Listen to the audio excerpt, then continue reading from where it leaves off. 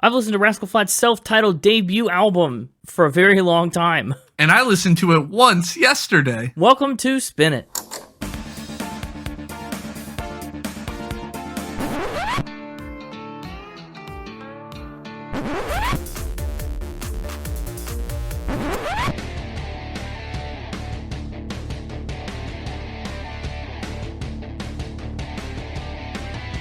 Hello, everybody, and welcome back to Spin It, the record ranking podcast for people who would rather be listening to music. I'm James, and with me, praying for daylight, it's Connor. I'm actually more of a night guy. Oh, praying for nighttime, waiting for that evening moon. Yeah. Well, whatever kind of a guy you are. It's good to be back. Yeah, we're here to see if you're a Rascal Flatts guy today. Well, I thought I was. Rascal Flatts has been one of the redemption stories I've been most looking forward to, for a few reasons. I bet.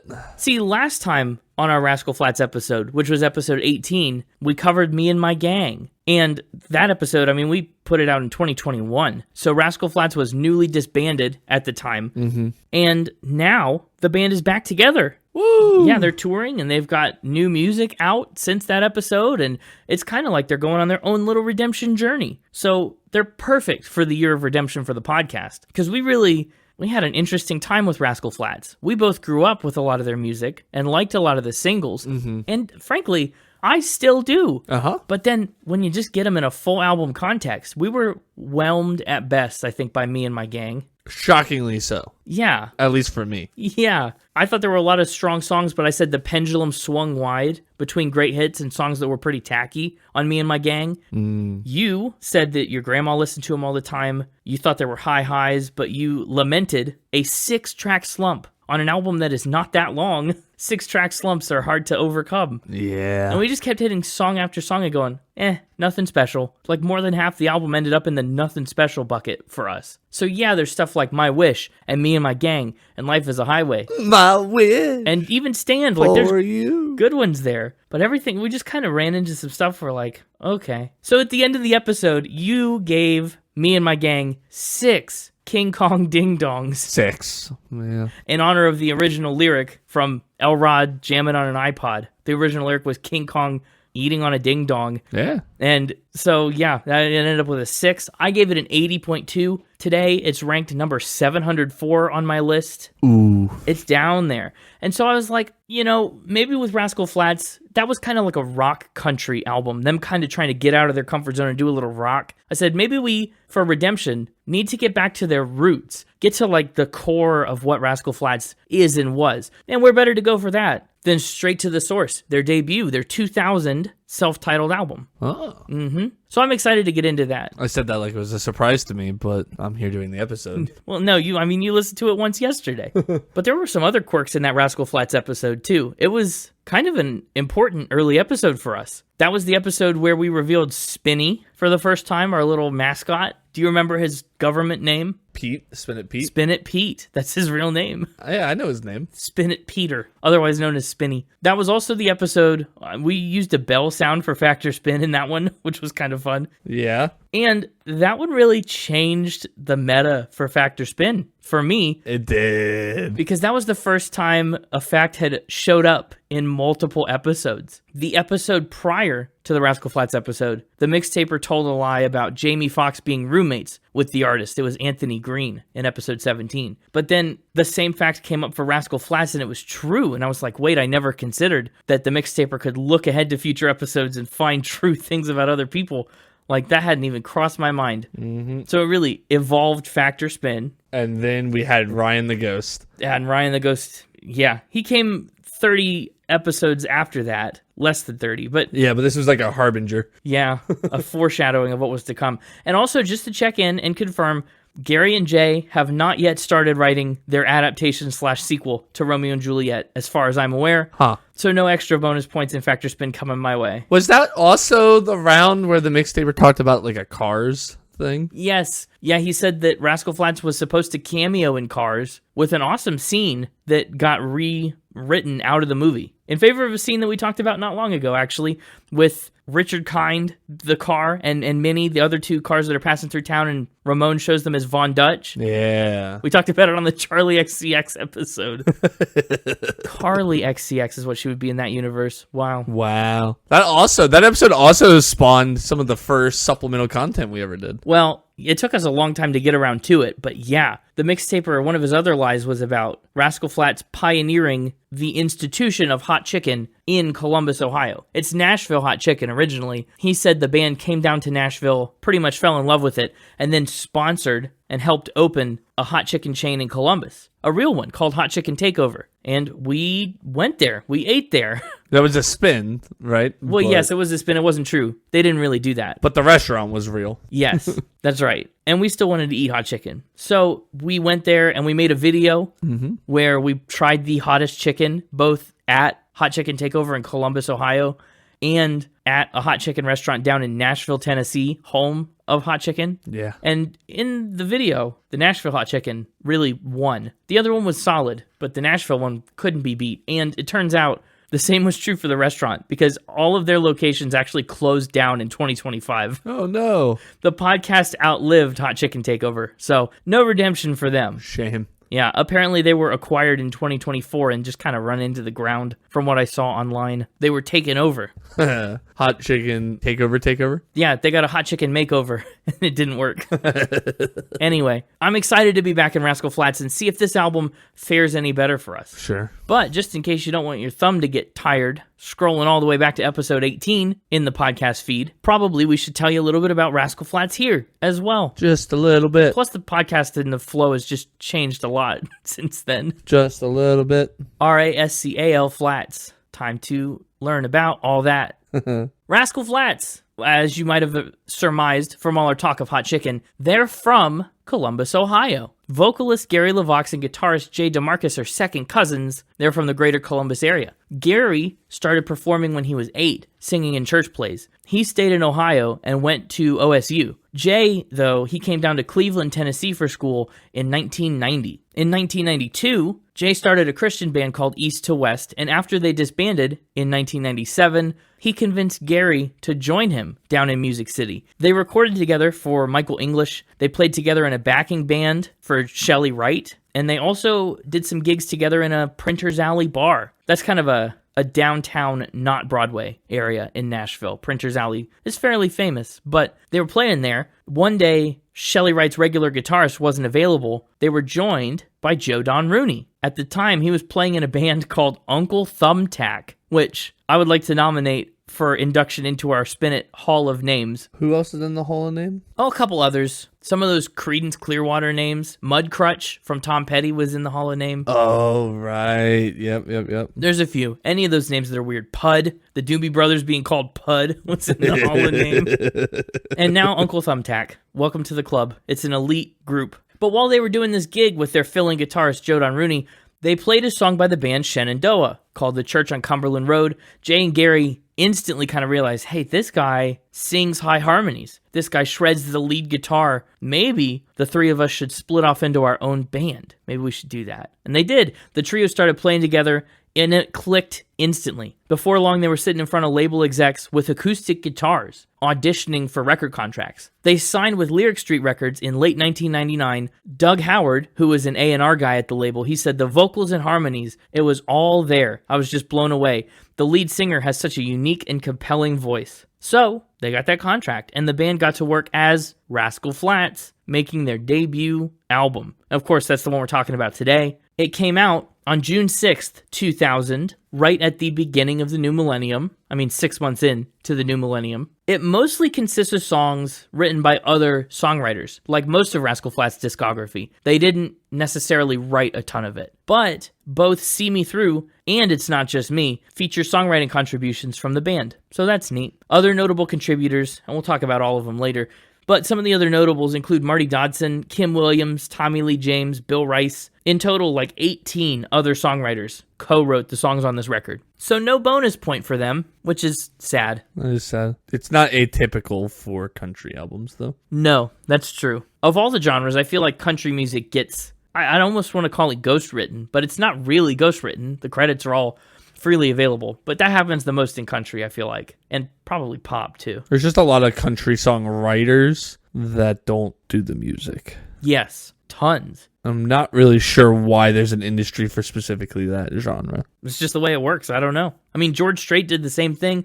Reba didn't write a ton of her songs. Yeah. I mean, some of the biggest names never did. Yeah, it's just weird that it's almost mainly just that genre. A lot of pop music feels similar. You know, artists writing for other artists or people swapping songs around. They do a lot of just like collaboration though. Yes. Like those songs have like a million writers. Oh, a ton. Yes, it's true. But maybe it grows from the fact that country music's traditions are like covering songs by other people. I mean, everybody in the olden days had a version of Will the Circle Be Unbroken, and everybody had a version of Folsom Prison Blues, like Merle Haggard and Johnny Cash and all these people, they covered each other's work. I Saw the Light. How many people have done Hank Williams, you know? So maybe it's just born from a tradition of that. Like, the song is what's important. So people just want their songs to be heard. I don't know. That's pretty speculative, but could be a reasonable explanation. But of course, this band is just 3 guys. It takes a lot more than 3 guys sometimes to make an album. So they used a lot of session musicians and other people on their team.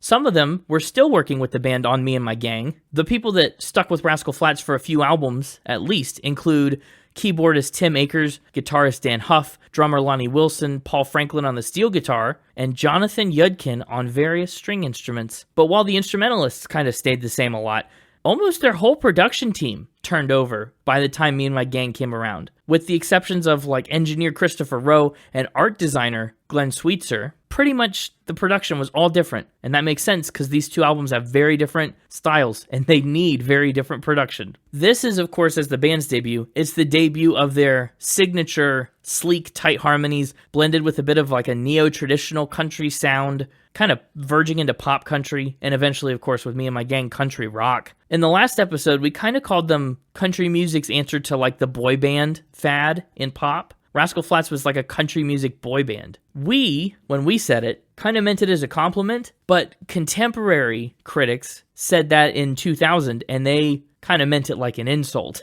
So I guess your opinion on that probably depends on how well the boy band style has aged. But really, this is like, there's so much here on this album that Rascal Flatts built on in other albums and never really left. Like, their hallmarks start right here. Their roots start right here, and they grow the rest of their career from everything they do on their self-titled record. The album got 4 singles: Prayin For Daylight, This Everyday Love, While You Love Me, and I'm Movin On. Each of those singles charted on the Hot Country Songs chart in the top 10. Long Slow Beautiful Dance also saw some chart action. The album itself went to number 43 on the Billboard 200 and number 3 on the Top Country Albums chart. Eventually, Rascal Flatts would earn 8 consecutive number 1 albums on that chart, but self-titled would not get that run started, unfortunately. This eponymous record, it ended up certified platinum by early 2002 for selling 1 million copies, and it went 2 times platinum by 2005. So that's pretty strong. That is pretty strong. Yep. Now, I think for this album specifically, I feel like it's pretty fair to say there's nothing really like this album. Nothing like this, if you will, that's been around in country before or since. I mean,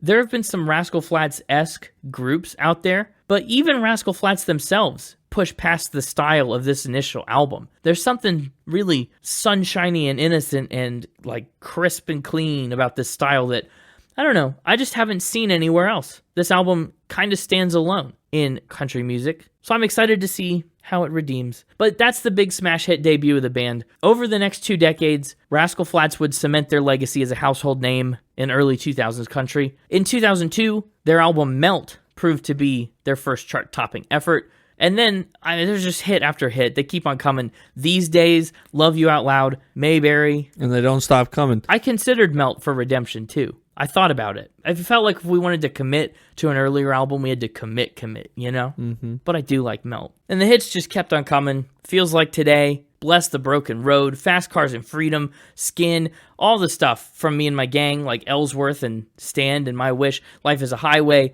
Obviously, that was enormous, and it coincided with Disney Pixar's Cars. Life is a Highway drove Rascal Flatts to be the year's top-selling artist, all genre, wow, which a country group had not been able to do for more than 15 years. Then there's Here Comes Goodbye, Summer Nights, Backwards. You saw the Hannah Montana movie. Why Wait, I Won't Let Go, Easy, featuring Natasha Bedingfield. I feel like I just grew up on so many Rascal Flatts songs. They were kind of just ever present. They ended up putting out 10 studio albums of original music, a Christmas album, 2 live albums, and 1 swan song EP of new material as well in that first run. And then later, they did a duet album, a refueled duet album, re-recordings of some of their old hits with new artists featured. Pretty neat, but they just did so much good work for country music. They brought a lot of ears and eyes to the genre. They were enormous in their heyday. And we talked a lot in the last episode about how huge Rascal Flatts was as a touring band, and I just feel like that's worth mentioning again.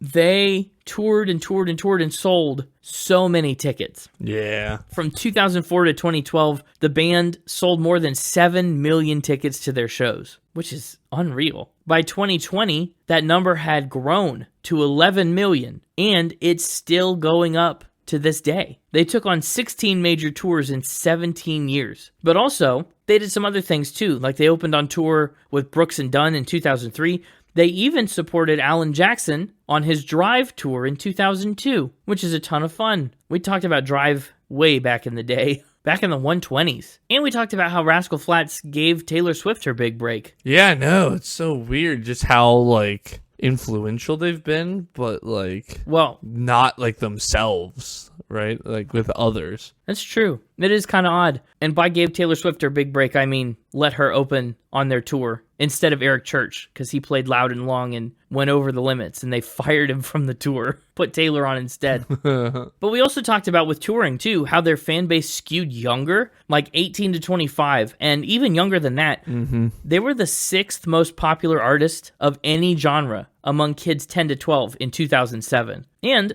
like you and me, I mean, they probably grew up hearing family-friendly music that parents could put on, grandparents could put on. It's clean, it's easy to listen to. I feel like a lot of people our age and older, and probably younger too, grew up with this stuff, so the nostalgia factor is really strong for Rascal Flatts. Everybody's getting tickets. And of course, the last episode, we told you about the band's unfortunate breakup. After their farewell tour got bungled due to the COVID pandemic, it really just seemed like Rascal Flatts kind of ingloriously faded away. They didn't even get to say goodbye in a very flattering way. Not to mention, in 2021, Joe Don was charged with a DUI after he crashed his car into a tree, which is unfortunate. But that incident did inspire him to get sober, which is cool. Mm-hmm. At the time of the split, they seemed pretty bummed and uncertain that it was the final curtain. Jay had said at the time, Rascal Flatts is bigger than the three of us, which objectively, I don't know about all that. Literally, kind of is the three of you. But he said, the time will come when we pass the torch, but first we have some unfinished business. Joe Don himself said,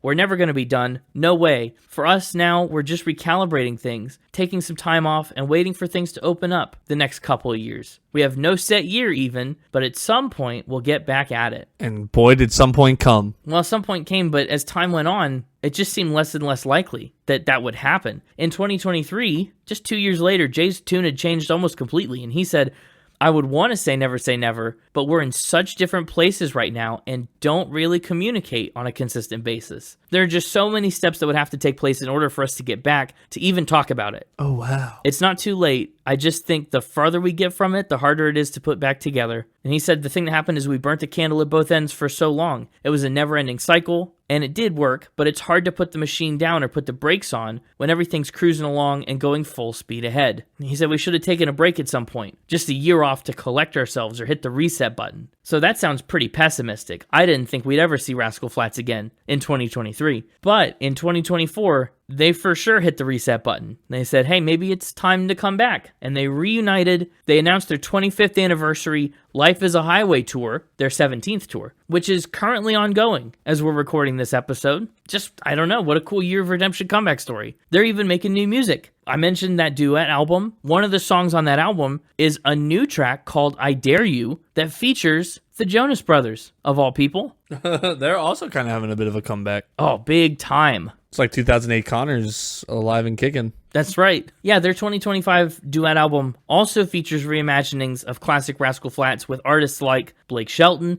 Jason Aldean, Carly Pearce, but they also branched out of the country genre a little bit with features like Brandon Lake, the Backstreet Boys, Lizzie Hale, and Kelly Clarkson. Pretty wide array. So I think we can now confidently say that Rascal Flatts lives. Their story is ongoing. And I think that means that I still have time to get that point back for the Romeo and Juliet thing. Never count me out. Yeah. Although I am pretty pessimistic about it.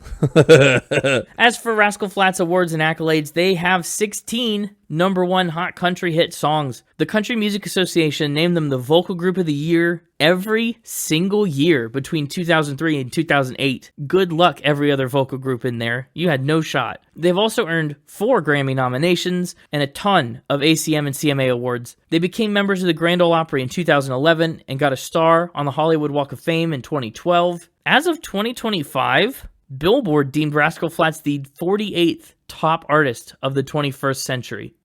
Yeah, I wonder what their metrics are for that. They're not artists I would put necessarily at number 48 in the first quarter of the century here. No. But I think that's recency bias. I feel like it's easy to forget how big they were for the first 12 years, and then the second 12 years, how much they've kind of fallen off. But worth noting too, just this year, 2026, God Bless the Broken Road hit 7 times platinum in the US. January 22nd, 2026, Life is a Highway crossed 8 times platinum in 2025. So they're still breaking records and hitting milestones all these years later. But that's all I got about Rascal Flatts. It is time once again to square off against the Mixtaper and see if I can see myself through this round of Factor Spin. Let's get him on in here and see what he's up to. Hey, it's me, the Mixtaper. Hello, Mixtaper. It's time for a little redemption round of Factor Spin. Yeah, it is. I've been waiting all my life since episode 18 for this. It's been a long, slow, beautiful dance. All the rounds of Factor Spin in between. Last time, we already alluded to all 4 facts. That's how iconic they were. I know. The Roommates with Jamie Foxx was the only true one. Hot Chicken Takeover sponsorship was a spin. Featured in a Cars deleted scene was a spin. The Romeo and Juliet sequel, Shakespearean play, was a spin. But we went 50-50. So one of us is going to take the lead for the first time, in theory. Wow. On this Rascal Flatts episode. In theory. We'll find out. The question is, did you save enough Rascal Flatts facts back? You really only gave one. I guess you've probably got plenty of facts to work from. This time around, you really only told one of them. Although I do think the pool of facts for Rascal Flatts runs a bit more shallow. You think? Perhaps, than artists like Biggie Smalls or The Clash or Bad Bunny or any of the others we've hit lately. Well, I guess we'll have to find out, won't we? With our first supposedly true fact. Yeah. They are Rascal Flatts 2.0. Or I guess now 3.0 since they broke up and came back. It says they broke up and came back. Well, that's what I thought the 2.0 thing was. You're telling me there's another one in the middle? Uh-huh. Well, there's another one at the beginning. Oh, okay.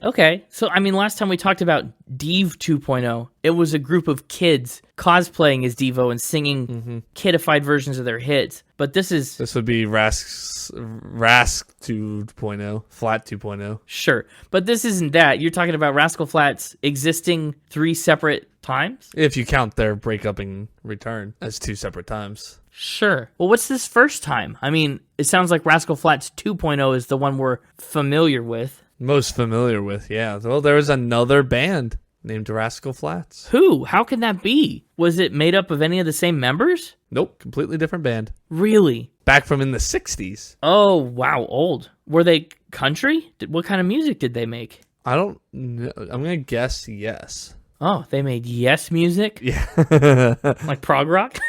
I'm gonna say yeah, they did country based on how they met one of the members. Oh, okay. Well, if they're meeting members, first let me ask, did they knowingly name themselves Rascal Flatts and then meet the members, or do they meet the members and then say, we got to take that name? How's that go down? The second one. Really? Okay, well, how do they meet Rascal Flatts? How does Rascal Flatts 2 meet Rascal Flatts 1? Rascal Flatts 2, before they were called Rascal Flatts, were performing at a bar in, let me make sure I'm right, I believe Nashville, called, Nashville's Fiddle and Steel Guitar Bar in Printer's Alley. Okay. They were performing there, and somebody in the crowd, after their set, called him over to talk to him and said, that he really liked their music and that, he himself used to be a musician back in the day. He had a band in the 60s that did bar mitzvahs and high school dances, and they called themselves Rascal Flatts. And that's when Rascal Flatts 2.0 was like, that's an awesome name. We want that name. Did they say that on the spot to the guy? Can we have the name? Yeah. Oh. They, on a napkin, drew up a little impromptu napkin contract and paid the man $5,000 to sign over the ownership rights to the name Rascal Flatts. $5,000? Mm-hmm. The more I read about this, the more I think I should name the fact Rascal Flatts got scammed by some dude in a bar. Literally.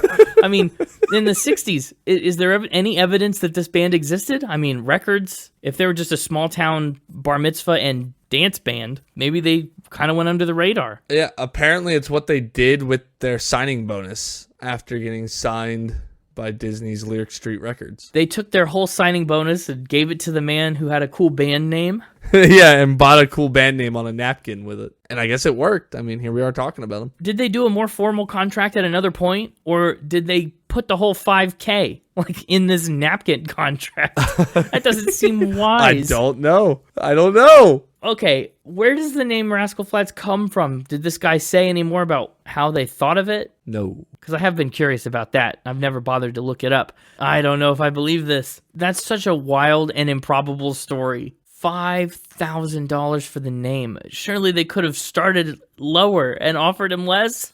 I don't know, man. I mean, I don't know. They might have negotiated. I don't know. I just know that's what they settled on. Maybe he asked for 10 and they got it half off. I mean, at that point, just pick a close name. Rascal Flat. Chop the S off. Oh. Fascal's Rats. Fascal Rats. Fiscal Rats.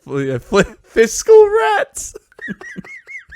Oh, I love that. The ones running around the financial district of New York City. That's got to be like a punk band, right? Maybe they do punk covers of Rascal Flatts songs. Yeah. Oh, there is one called Castle Rats, but yeah, I don't see Fiscal Rats. Dibs. That'll be $5,000 if you want it. Yeah, that's ours. Yep. I think this is a spin. I don't think it's true. If it is, I'll be shocked, because that'll be the coolest thing I learned about Rascal Flatts in a hot minute. But I think it's a spin. With as much as people talk about the name Rascal Flatts and are curious about it, I feel like I'd see that floating around somewhere. This is a true fact. This is real. Oh my goodness. I can't believe it. Rascal Flatts got scammed out of their signing bonus. What a way to start the redemption. That is unbelievable. Yeah, they talk all about it in this article, because, you know, that bar I mentioned where they kind of got their discovered by the record label that then signed them, and then it closed down, so they were interviewed. And they talked about how they got their name there as well. So they don't even know the origins of it beyond the purchase. I mean, the name probably has some sort of significance to somebody somewhere. Yeah, I mean, if they did, they didn't share it. Wow. I bet Flatts could have been some guy's last name. Could have been. Like Flatts and Scruggs. I don't know. That's cool. What do you know? Up next, during the breakup, Gary started a secret supper club. Whoa. Now, what's the adjective secret modify? Is this a supper club that nobody knows about? Or is this a group that gets together and is surprised by their dinners? Everybody come together on Friday for secret supper. Yeah. Honestly, it's kind of both. Oh, yeah. It's a secret club that is invite only, and Gary cooks a gourmet meal for them. Cooks a gourmet meal? So I don't know if they know what it is ahead of time or not. He hosts the secret supper club. Where do they meet? Can you tell me? Do you know? How secret? It says that the locations were always revealed via encrypted social media clues. Whoa. Is this open to the public? So if people can decipher them, they show up? I guess. Yeah. Or is this like, if you get the key, you can solve the puzzle, and only his friends have the secret hack? I don't know. Just that's how the locations were revealed. Whoa. How many people would show up on a given supper? What kind of volume is he putting out?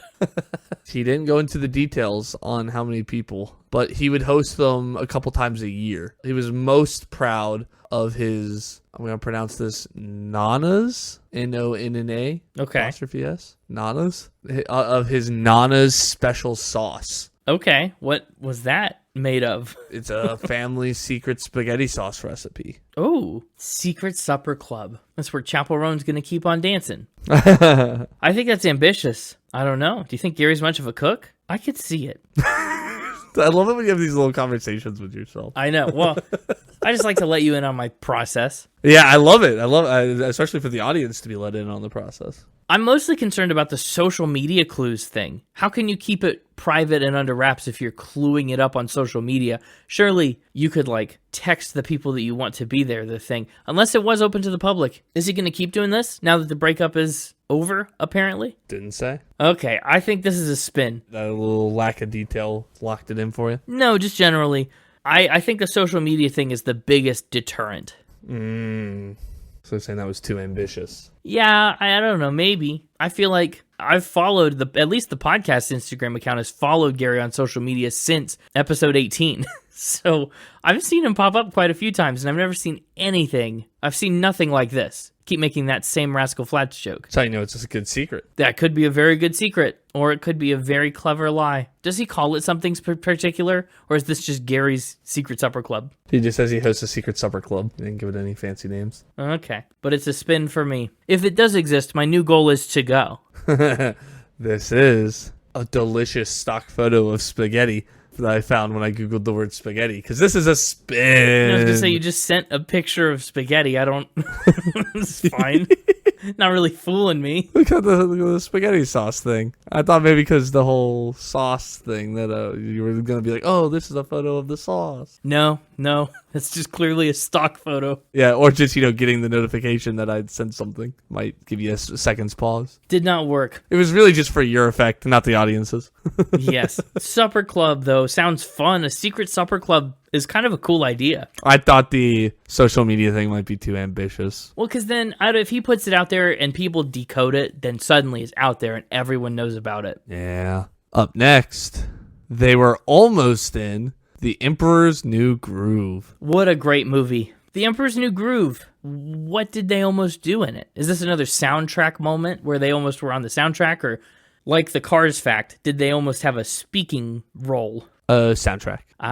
What were they going to sing on the soundtrack? I can't think of any of their music that's particularly, like, Peruvian. I don't know. They were supposed to do the song Walk the Llama Llama Dance. Sorry, Walk the Llama Llama Dance? Yeah. How do you walk a dance?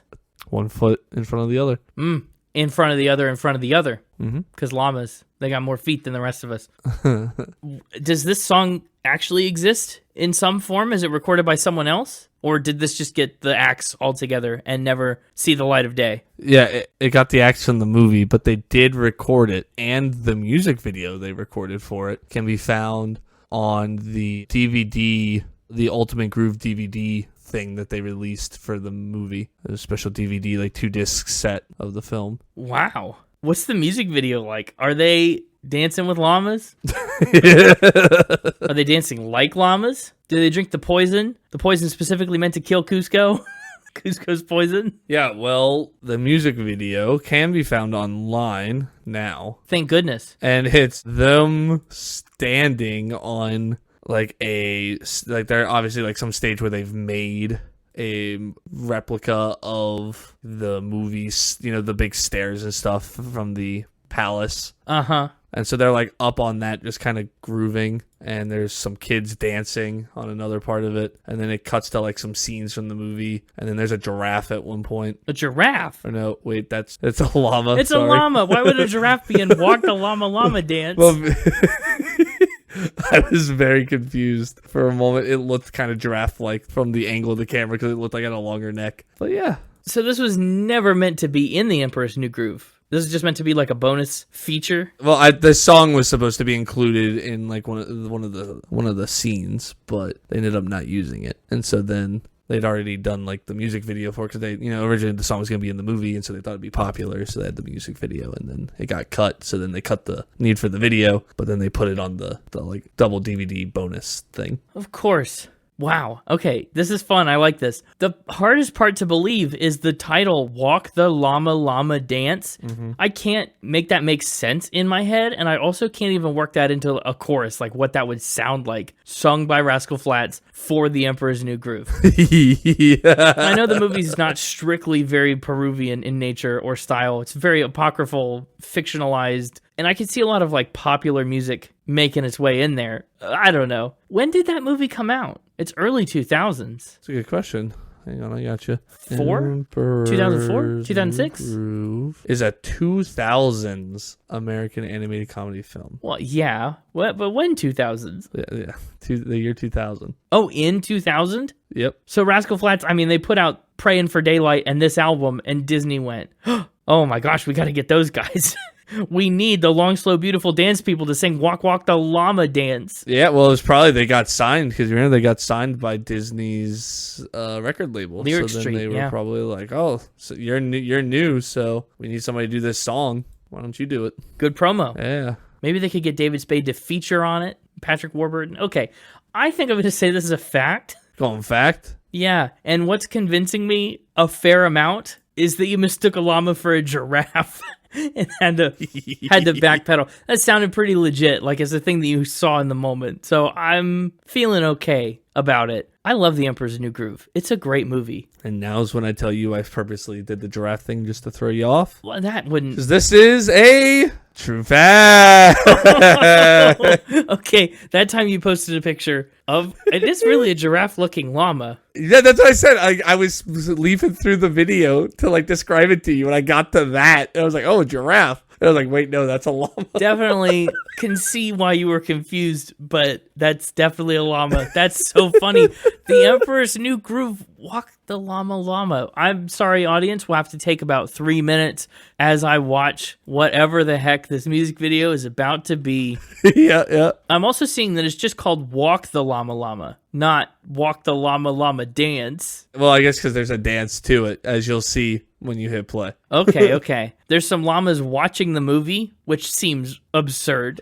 What would they think if they watched, if a llama could understand an Emperor's New Groove? I think they'd be pretty offended at the way he feels about being a llama. That's definitely Rascal Flatts. And you wonder why they had such a young audience. Literally.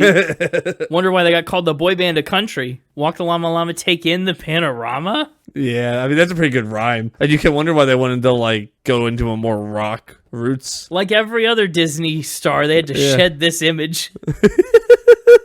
It's like kind of a doo-wop sort of song. It's not very country at all. It's so weird. It doesn't fit the band or the movie. It's so weird. Props to Gary, though, for getting all the way into it. Yeah. I think he's singing higher notes in this little music video than I've ever heard him sing before. Produced, hold on.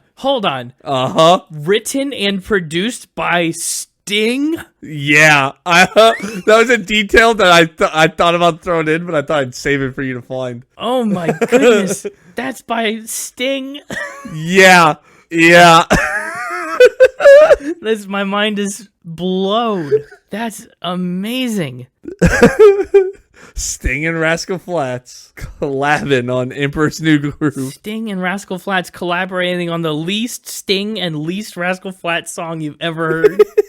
Wow. It's like an anti-super group. It's true. They took a group that's super and they kind of undermined them. Wow, that was really something to watch. How can we final ramp from there? Well, this might come as a shock to you. I'm bracing myself. DeMarcus got electrocuted. Oh, I knew that was going to be something like that. That is shocking. Got electrocuted. Ouch. How did he get electrocuted? He accidentally touched his bass to a microphone. Oh, there have been times when music equipment was not as safe as it is now, and that could be a problem. How do you accidentally touch your bass to a microphone? I mean, one hangs pretty low and the other is set pretty high. Yeah, I don't have the exact details on how that part happened, but he did and suffered temporary amnesia from it. Oh, how temporary and how amnesia? Like, well, he's back now. Tomorrow he won't remember the things that he did today, but like, does he still remember Ellsworth, Kansas, 1948? Or well, you can never forget that. DeMarcus burned the biscuits, nearly took the house down with it.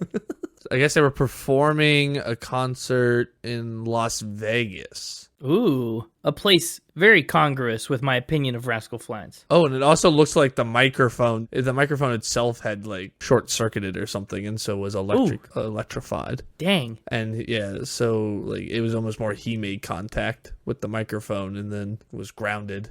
Apparently, though, more than 110 volts were sent through his system. Ooh, Changed, more like charged. Ah, He didn't remember that he was married. That's crazy.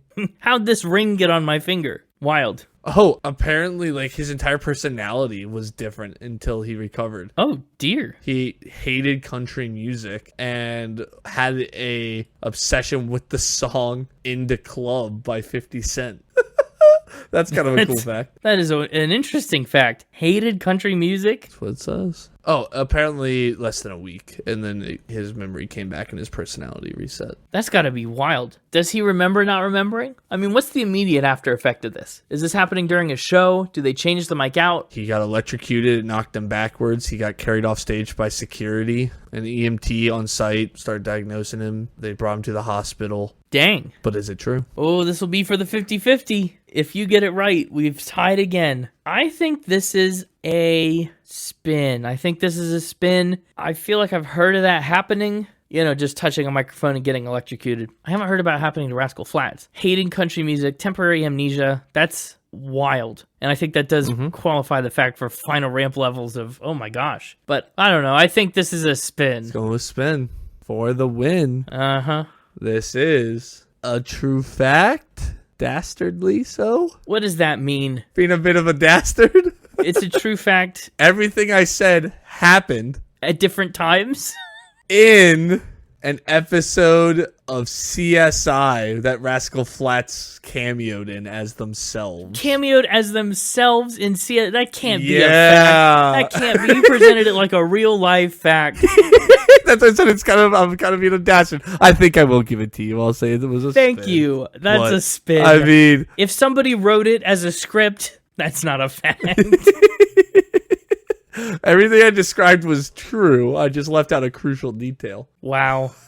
Hated country music. That's very TV. Yeah. Forgot he was married, hated country music, and loved this one particular song is such a TV bit.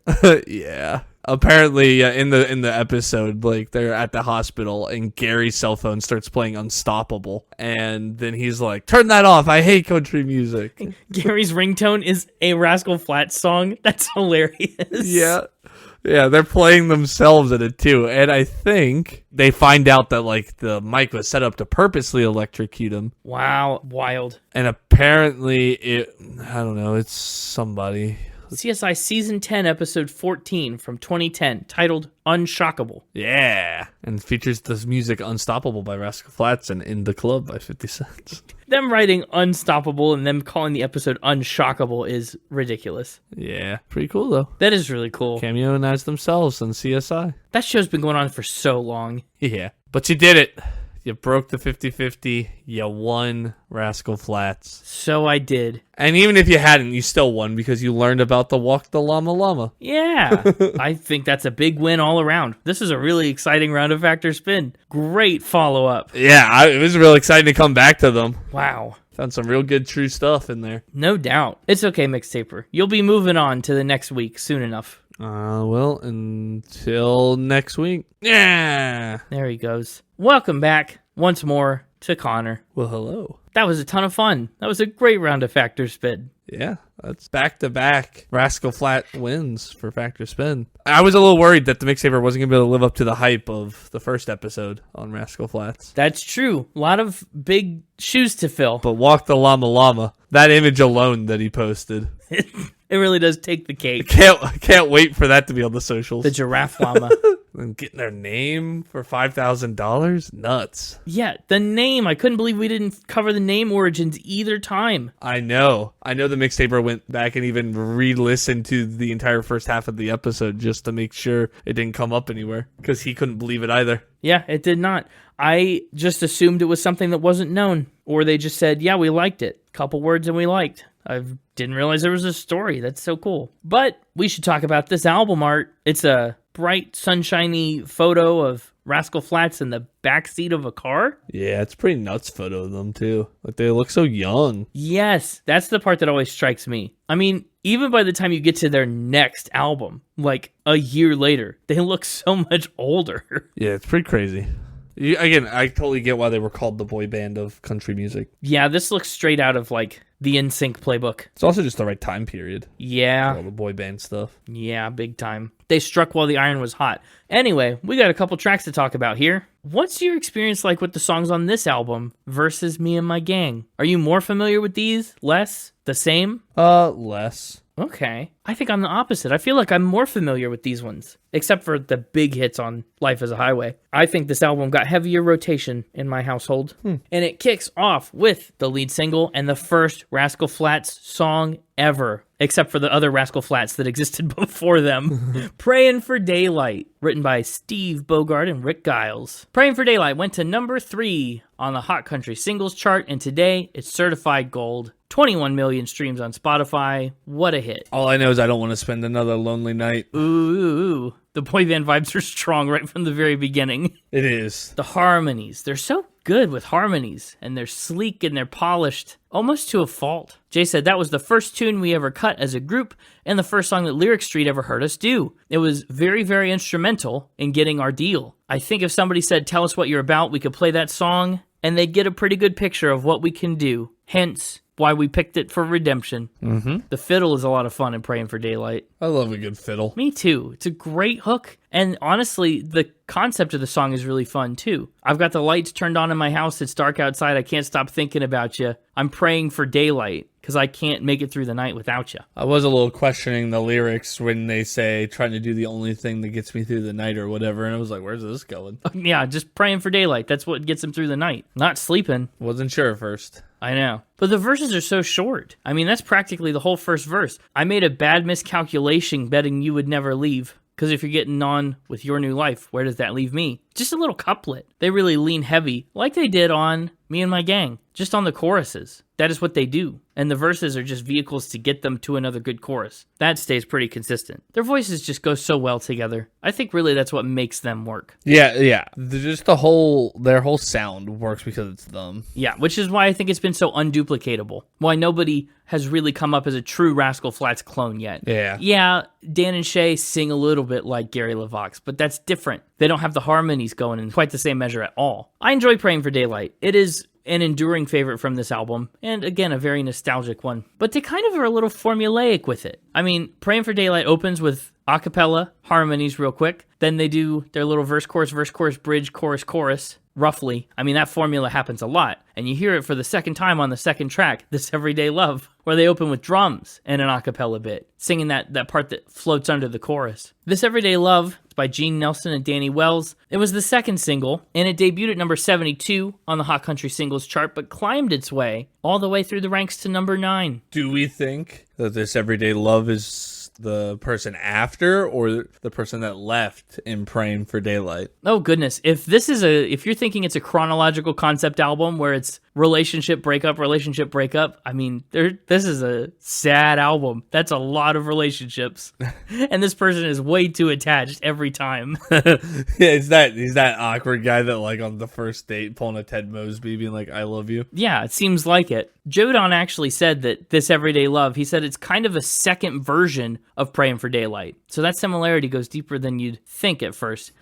He said actually it's just an up-tempo song with lots of vocals all over the place, and it's kind of a different groove. He said, I think those two songs from the get-go showcase all of our influences. And he said, also, we all three have almost exactly the same influences. I grew up in Oklahoma and they grew up in Ohio, yet we lived kind of the same lives. I don't know if it's such a good thing that all of your influences are showed in the first two songs. Yeah. In two songs that you call a second version of each other. Yeah. I mean, I could see doing like a big opening thing that's like, this is us, and then getting more complex with each of those influences on later tracks, but that's not what they do. No, they start out with the biggest hits, the first and second singles, and then the rest of the album kind of falls in line behind. With the exception of I'm Movin On, which we'll get to at the end of the album, they really front load it with the hits. Make a good first impression and leave them with something to remember. That's right, that's how they remember you. But This Everyday Love, it's a really nice song. It just walks through a day in the life of this relationship. Each morning the sun shines through my window and lands on the face of a dream come true is an incredible lyric. He talks about all these things that are awesome. He says it's just another moment, just another normal thing I've come to expect. Nothing about it's too peculiar. It's okay. You didn't like Everyday Love? It's honestly not even making my top 3. Whoa! That surprises me. Is this one that you had a lot of experience with previously? It's another one that's very nostalgic for me. They kind of all are. No, not really. Not in a way that, like, stood out to me. Huh. Wouldn't be surprised if I do, but... Wow. Well, they keep the hits coming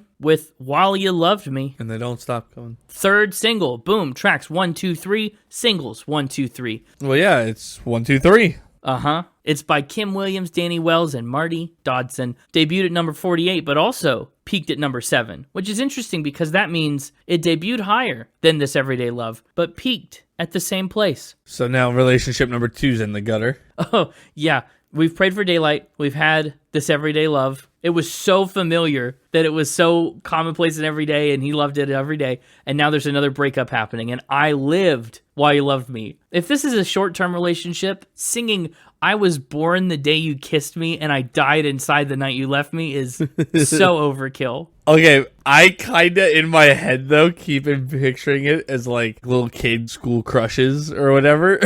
And so just, like, you know how, like, that those changes so frequently, like, day to day? Yes, and it seems like your whole world at the time. Yeah, you're like some little kid, just like, I was born the day you kissed. Goodness. I love you. Now it's over. You wouldn't sit next to me on the bus. Yeah. It's over. So I'm dead inside. It's so dramatic. And then the next day, oh, now Ginny asked her to sit next to her on the bus. Oh, this is the greatest thing. No, Ginny sat with Steve at lunch. Some say we're a couple crazy kids. We'll get there.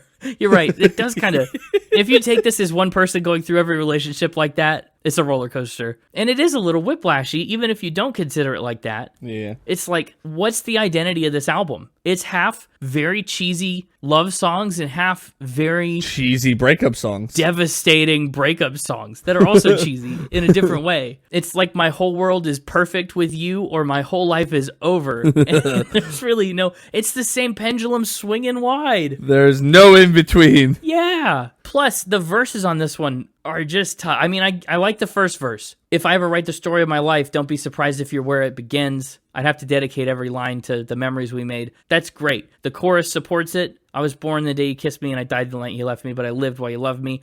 It falls victim to the verse 2 curse. It's really hard to write a good second verse. I'd start with chapter 1. Okay, duh. Love innocent and young. And that's all he talks about. I'd start with chapter 1, and even though I know the end, I do it all. He skips the whole middle of the book. And it's that same formula, except I don't think there's really much of a bridge. Key change, though, and that's fun. Key change is nice. I did like the key change.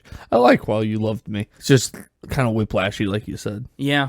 Gary said, we got the song, While You Loved Me, the night before we were going in to track the record. Mark Bright had called us and said, you've got to hear this. When we heard it, our jaws dropped. It floored us. We were looking for a good power ballad. We had a lot that we had on hold, and because we all love ballads so much, it's got to be one that's really special. So there you go. It is a great power ballad, and it is a very intense moment on the album, but you got to listen to it in a vacuum. Some of the more interesting chords on this album happen in Some Say by Don Frimmer, with a P, that's silent, I presume, and Danny Orton. Some Say is where I think we start to get into the deeper cuts. But I really love the melody on here. The acoustic vibes are pretty nice. After a big power ballad, it's kind of nice to scale it back and slow it down a little bit. I think it's a bright spot for Gary's voice, even though some of that pitch correction I feel like shows a little bit on it. It totally does. That was one note I made. It's the kind of thing you don't notice when you're a kid, but as you listen to more and more music and you start to get more attuned to it, you can kind of tell the spots where it kind of pitches him up a little bit. Some say we'll never get it off the ground. Some say we'll never make it out of town. Someday we'll end up a world apart. Some say we're a couple crazy kids. See, the high school thing is coming back. There was a little something weird going on with the background vocals, doing the Some Say within Gary's voice for the main lead.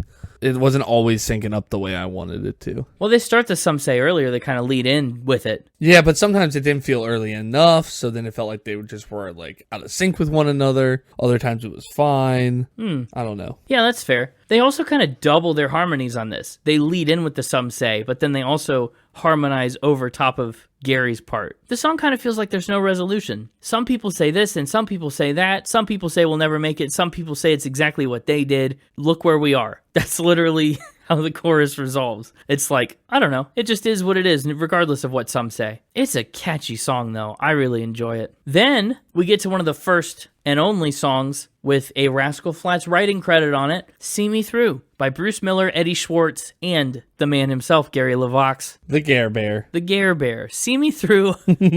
I don't like the drum sound at the beginning of See Me Through. Really? It gets better later, but just something about like the way they've got it compressed. I don't like the snare sound early on, but when the song opens up past that little instrumental intro, I like it a little better. Oh, okay. So it doesn't take long to warm up. It was just that very intro. Yeah, they try and kind of like fade it in an interesting, I don't know, air quotes, clever way. But I'd rather they just jumped right to it, you know? This song is kind of a mid-relationship song. The relationship's happening, things have been good, you have been in love, but there's rocky roads happening. Things are troublesome. Before we met, I was free, and now there's a man in place of the boy that I used to be who needs to hold you night and day. Forgive me, I'm just learning. This aching heart's come so far to be with you. He's just kind of begging and pleading, work with me, like let's build a good relationship out of this. I know I make mistakes, but just bear with me. That's kind of the vibe of See Me Through. It's really a straightforward song. They kind of try and do a clever little pivot on the bridge, too. He's talking about see me through, like get me through the hard times.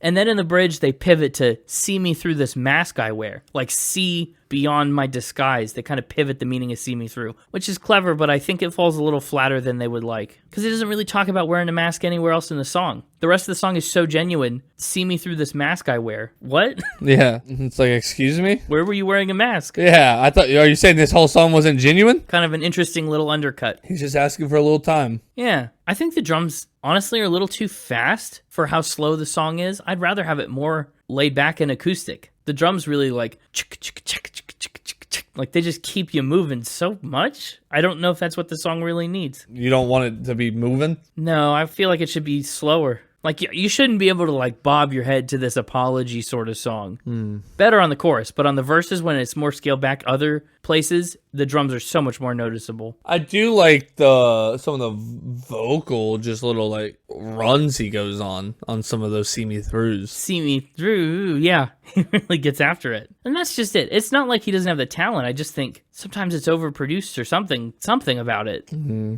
Up next, another song that kind of does a fun little twist in it. One Good Love by Annie Roboff and Marcus Hummin. We'll be humming. We're humming One Good Love. It erases all the bitter tears on an empty dance hall and the lonely nights when she never called. He talks about, the good love of his parents that saw him through childhood, that helped him grow up. And then in verse 2, it pivots to like the good love of God and religion and kind of takes a left turn. I mean, this is probably the only song on the album that's not an intrapersonal love song or like breakup song. We've talked about the dichotomy, but I like the fast pace. I thought this was going to be another slow one until it picked up. Yeah. Right. I did like the fast-paced section. Yeah. The strumming pattern is really good on One Good Love. They find such a good melody through it, and the chord changes are subtle for the most part. The 1 to the 4, they're not really egregious. It stands as the least popular song on the album. That surprises me, actually. Yeah. It also surprises me, I forgot to mention, See Me Through is 6.5 minutes long? Like, what? Why? Why did you make See Me Through 6.5 minutes? It's a good question. Wild. But anyway, yeah, One Good Love, I feel like it should do some better numbers, but I don't know. It's another one with a key change at the end, too. I love a good keychain. That's something they do really well, and I wish we saw more of. Yeah, and the breakdown at the end is really fun. There's some good picking in there. They turn the band voices into almost like a choir of sorts. They really do kind of take us to church at the end, at least as much as Rascal Flatts can, up until Changed anyway. You feel the same way too, right?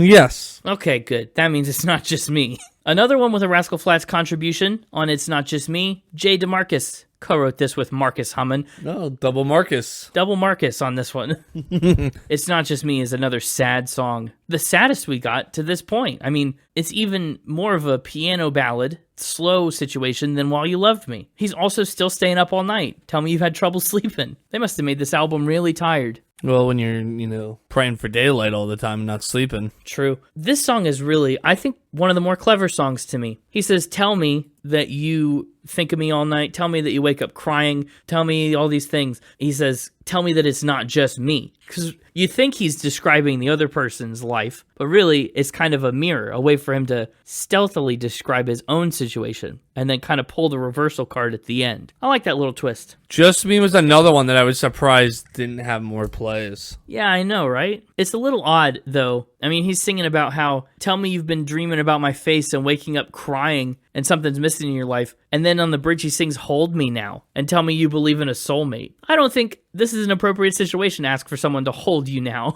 It sounds like this relationship is done. I don't know. Sounds like soulmates. I think that ship has sailed. But boy, what a sad song. Very sad. But of course, the whiplash keeps right on coming with Waiting All My Life. Another happy, optimistic, kind of a beginning of the relationship. Things are so bright and beautiful. I've been waiting all my life to love you. All this time, I've been dreaming of you. It's a happy song. It's by Tommy Lee James and Rob Mathis. This one I did recognize. I can't believe it's taking you this long to recognize some songs from this album. I know. Your grandma must have been a bandwagon Rascal Flatts fan, not a true flathead. Well, I just think 2000 Connor wasn't as much paying attention to music as 2008 Connor was. Well, that's true. 2000 Connor was too busy learning how to use a toilet.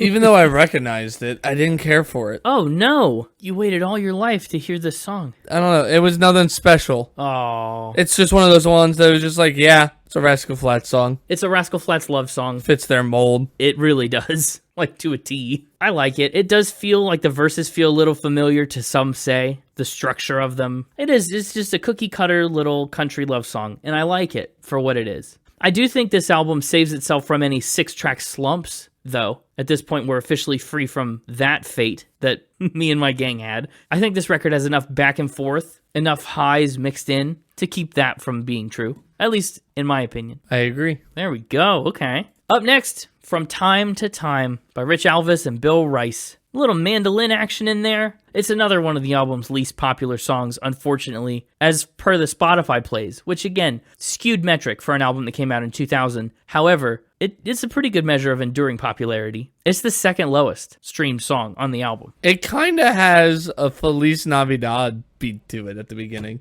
Did you notice that? No, I don't quite get that vibe from it. Hang on. So that little beat that comes in around the 7-second mark, it's not quite there. Like, Feliz Navidad is like, from time to time. But the way it repeats itself. Yeah. And then bum bum bum bum bum bum bum bum bum. And like just the way it kind of repeats itself twice and then does an extended version is exactly. I'm just like, this is just giving me Feliz Navidad vibes. Wow, that's an interesting one. Didn't think about that. From time to time, if the time is Christmas. I feel like the title From Time to Time kind of implies the opposite of the chorus. Yeah. From time to time I have regrets. From time to time my memory slips, but you're the thing I won't forget. There'll never be a minute of the day I don't think of you. I think of you from time to time and in between is the hook, and that's so funny. It's honestly, it's kind of clever. Especially for 2000. That in between does every ounce of the heavy lifting. But this song doesn't even bother to give us a second verse. Hey, you said you wanted them to break the mold. That's a broken mold. Instead it breaks for an instrumental break. And I just don't know. I feel like I need a second verse. Something. Give us more concept. You lay out the concept in the first 30 seconds, and then the whole rest of the 4-minute song is chorus. I was annoyed because the little bum bum bum was what got stuck in my head. Yeah, of course it's meant to. It's catchy. Couldn't shake it. Yeah, it is. I wanted to make a joke and say Unshakable, which is a parody of Unshockable, which is a parody of Unstoppable, but I felt like that was too many layers deep.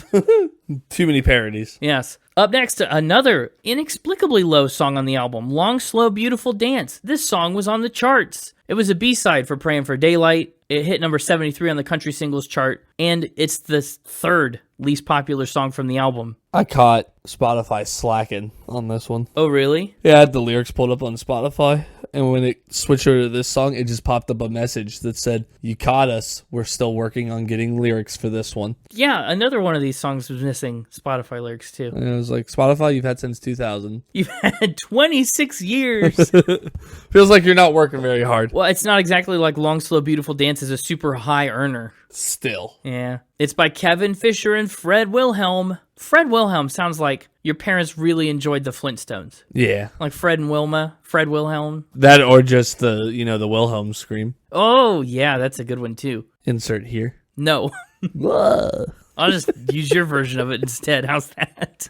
That'll be our Wilhelm scream, the Connor cry. Anyway, Long Slow Beautiful Dance is a very serious song. We're taking it rather lightly. We sure are. Sounds like a scene from the Silver Screen. You know what scenes from the Silver Screen often have? Silver. Wilhelm screams. Oh, yeah, Silver too. This song, I don't know. This song is not my favorite lyrically. Love doesn't always look like a picture-perfect storybook, but sometimes it does. But ours does. Let me just say a thing and then directly contradict it. Well, they said not always. They didn't say never. Yeah, I know.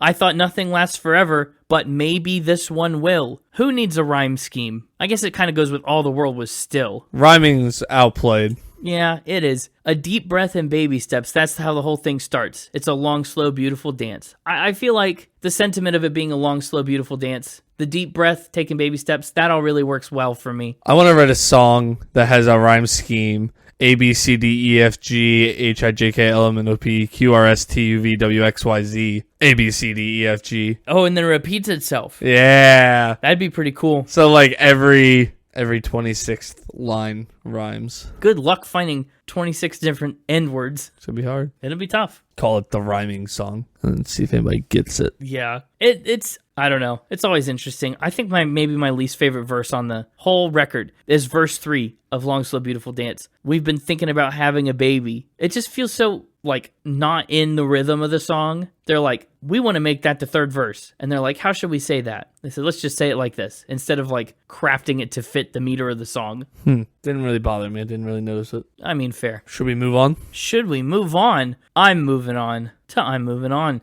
I think I'll stay. Oh, Should I stay or should I move on? what is this, the Clash episode? No, get up here. I'm Moving On is ostensibly the album's biggest hit. It's the fourth and final single. Wanted to end with a bang. Knew this one. I'm sure you did. It went to number 41 on the Hot 100 and hit number 4 on the country charts. What's interesting about I'm Moving On is it was actually on hold for Garth Brooks, which means that he was thinking about cutting it. Someone pitched the song to him and he said, I like that one. Maybe I'll do it. So put it on hold. Don't let anybody else do it. But he released it to Rascal Flatts so that they could use it just because he and Jodan are both from the great state of Oklahoma. Wow. Yeah. So look at that little regional pride connection there. And as we know, Oklahoma is basically the same as growing up in Ohio. That's true. Both those states neither have hot chicken. Not anymore. But there's a bright golden haze on the meadow in both. You love to see it. But I'm Moving On is so emotional. It's by Philip White and D. Vincent Williams, and it'll really tug at your heartstrings. Jay said it's a song that just drains everything out of you. So much so, in fact, that Gary kept crying and getting choked up and being emotional as he was trying to do the lead vocals, take after take. Not surprising. And in fact, it's even had some real-world implications. It's truly, like, changed lives.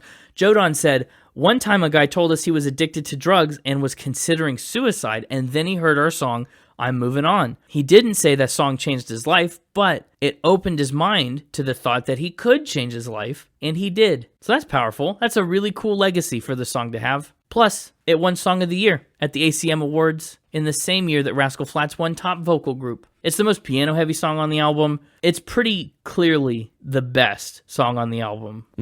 Yeah. There's some string section parts in there. Rascal Flatts has 10 million monthly listeners. They do. They're a popular band, even today. I mean, 26 years after this debut. This song is still popular, so much so that it got a refueled duet with Kelly Clarkson in 2025. Wow. So that's the version they put on that deluxe album? That's the one. So yeah, that does it for the tracks on Rascal Flatts' self-titled 2000 debut album.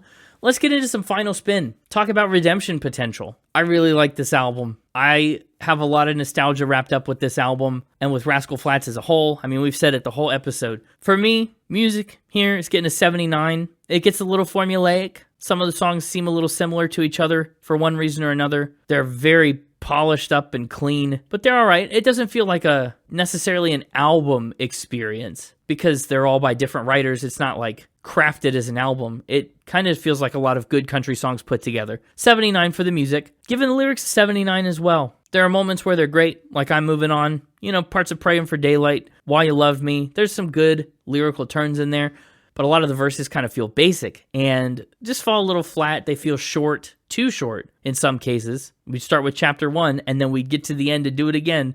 That's the whole verse. I don't know. 79 on the lyrics. 72 on the instruments and production. I like the fiddle. I like the tight vocal harmonies. It does feel a little bit too clean. Feels a little bit sterile, I think is a word I'd use to describe it. You like it. You like a dirty rascal. I suppose, yeah. In this specific, very context-dependent instance. So I give a 72 to the instruments and the production. Overall vibe is 78. Really great debut from a band that was just on the cusp of becoming one of the apparently top 50 bands of the millennium so far. No bonus point because they only contributed to 2 songs as writers. So that means Rascal Flatts is getting a 78.1, landing at 797 on the ranking list. Ooh. It is above, as far as episodes we've done, it's above Ray Stevens' career classics. Hey. It's below Parachutes Losing Sleep. Is it a redemption? In some ways, yes. I think in the same amount that the Beach Boys was a redemption for me. Maybe, yeah, but in a score sense, no, it's not. Me and My Gang is the better album. It's true, I just think it is. Yeah. I think this album shows off a lot of different sides of Rascal Flatts that Me and My Gang had diluted. And I think this album has a brighter, sunshinier tone that Me and My Gang missed out on. Which is crazy considering every other track is still just like a My Life Is Over song. I know. But it's just the way they present them. It's the fast drums and the tight harmonies, and they sound happy when they sing them all. And I think that's part of the problem. It's just a little incongruous, with the exception of I'm Movin On. Gary LeVox always sounds like he's singing with a smile. Me and My Gang, it's an 80.2. So it's about 2 points behind Me and My Gang. I thought the music was 1 point better there. The lyrics on Me and My Gang got a lot better. And the production, the rock style, was kind of a good direction. Although I did give a higher vibe score to self-titled debut.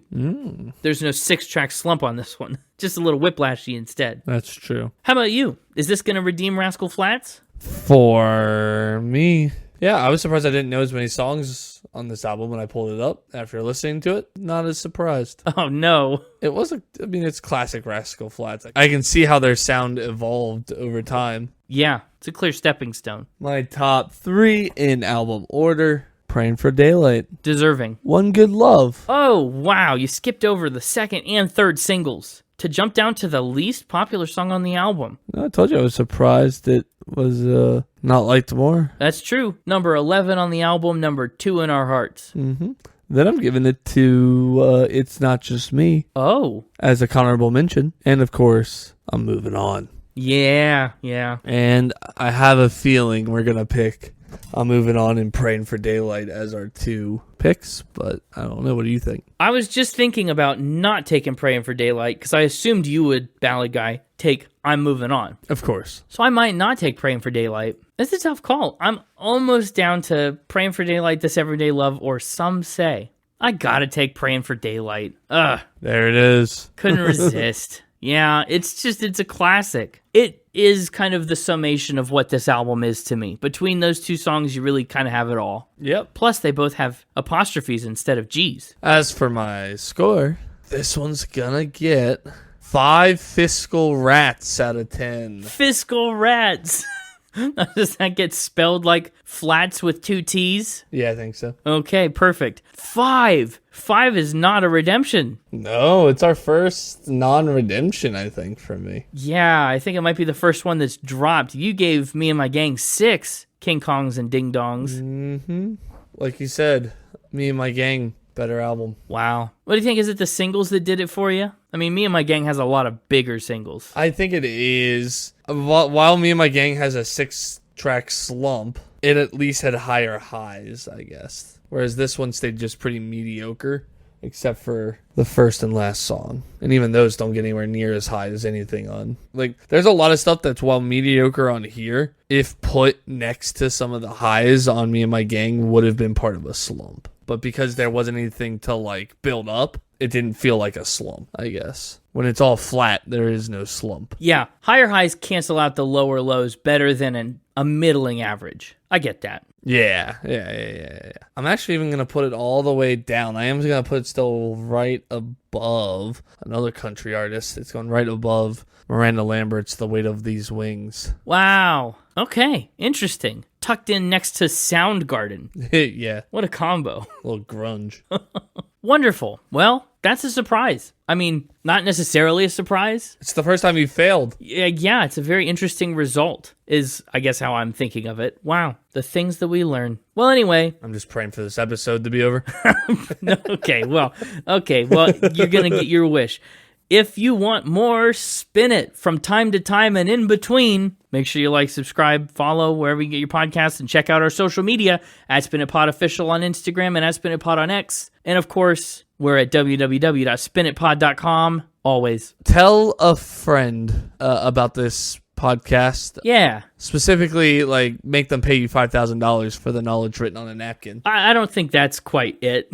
I don't think you should charge your friends $5,000 for the knowledge. But if they offer it... You never know what that knowledge might get you. That's true. You could become the next Rascal Flatts. Either that or tell them about the podcast over a secret supper party. That'd be fun. Leave clues on your social media to get them to the feed. I'll be there.